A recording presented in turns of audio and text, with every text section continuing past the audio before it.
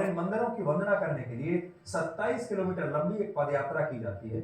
और जैसे हिंदू धर्म में मान्यता है कि गंगा नदी में डुबकी लगाने से सारे पाप धुल जाते हैं, उसी तरह जैन धर्म में यह मान्यता है कि जो व्यक्ति ये यात्रा कर लेता है उसे कभी भी नरक की प्राप्ति नहीं होती, वो स्वर्ग में जाता है। यहाँ आपके मन में सवाल जरूर होगा कि जो स्थान जैन धर्म में सबसे पवित्र है उसे सरकार आखिर एक पर्यटन स्थल क्यों बनाना चाहती है? तो इसका जवाब थोड़ा सा जटिल है, लेकिन आप समझ लीजिए।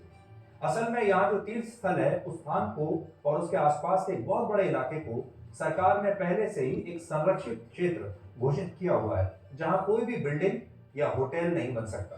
लेकिन आज से लगभग 4 साल पहले झारखंड की सरकार ने इस क्षेत्र में पर्यटन को बढ़ावा देने के लिए एक मास्टर प्लान बनाकर केंद्र सरकार को भेजा और कहा कि इस क्षेत्र में जो संरक्षित इलाका है वहां कोई होटल या रेस्टोरेंट या कोई कमर्शियल एक्टिविटी नहीं होगी, लेकिन जिस इलाके को इको सेंसिटिव जोन में रखा गया है और जो स्थान संरक्षित इलाके के 1 किलोमीटर के दायरे में नहीं आते, वहां पर होटल्स और रेस्टोरेंट्स बनाए जा सकते हैं और वहां मछली और मुर्गी पालन भी हो सकता है।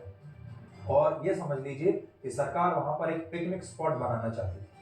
भारत सरकार ने 2 अगस्त 2019 को एक गैजेट नोटिफिकेशन जारी किया और इसमें लिखा कि संरक्षित इलाके से 1 किलोमीटर दूर या फिर जहां तक इको सेंसिटिव जोन का विस्तार है वहां होटल्स और रेस्टोरेंट्स बनाए जा सकते हैं और झारखंड सरकार के हिसाब से पर्यटन के लिए उद्योगों को स्थापित किया जा सकता है।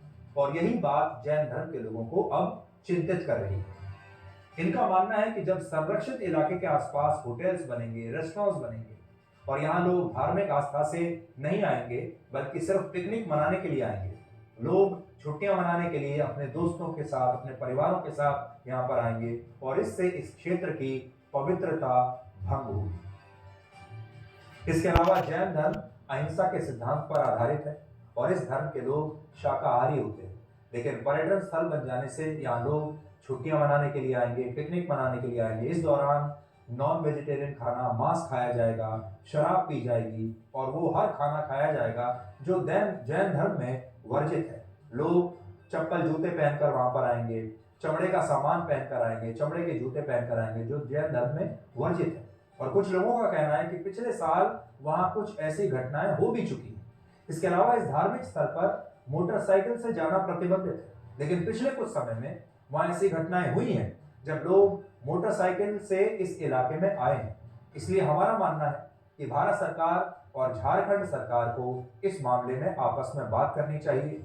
ये जो विरोध प्रदर्शन हो रहे हैं जो इस समय आपकी स्क्रीन पर हैं, सरकार को इसका संज्ञान लेना चाहिए और इस तीर्थ स्थल के संरक्षण के लिए जो कुछ भी हो सकता है वो करना चाहिए। अब बड़ी बात देखिए एक और, जिस पर आपका ध्यान नहीं गया होगा।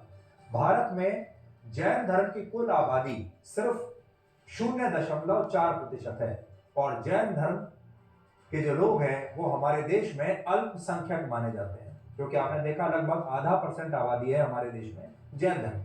लेकिन दुख की बात यह है कि इस अल्पसंख्यक वर्ग को हमारे देश की राजनीति में विशेष अल्पसंख्यक वर्ग का दर्जा नहीं दिया गया है, क्योंकि ये वोट बैंक के लिहाज से बहुत कम है। अगर जैन धर्म वोट बैंक के लिहाज से बड़ा महत्वपूर्ण हो जाता तो ये एक स्पेशल माइनॉरिटी हो जाता। आप तो जानते हैं हमारे देश में कुछ अल्पसंख्यक ऐसे माने जाते हैं जो बड़े स्पेशल है, जो बहुत खास है, उनकी पसंद नापसंद का सरकारें ख्याल रखती है, नेता ख्याल रखते हैं, उनके ठेकेदार बन जाते हैं कि उनके साथ कोई नाइंसाफी ना हो। लेकिन जो जैन धर्म के लोग हैं ये भी अल्पसंख्यक है, इनकी आबादी तो सिर्फ आधा % ही है, लेकिन इनके साथ नाइंसाफी हो रही है उसके बारे में कोई नहीं सोच रहा। इसीलिए शायद जैन धर्म के लोगों की इस मांग को नेताओं का वो समर्थन नहीं मिल रहा, नेताओं के मन में वो आकर्षण नहीं है जैसा विशेष अल्पसंख्यक वर्ग को मिलता है।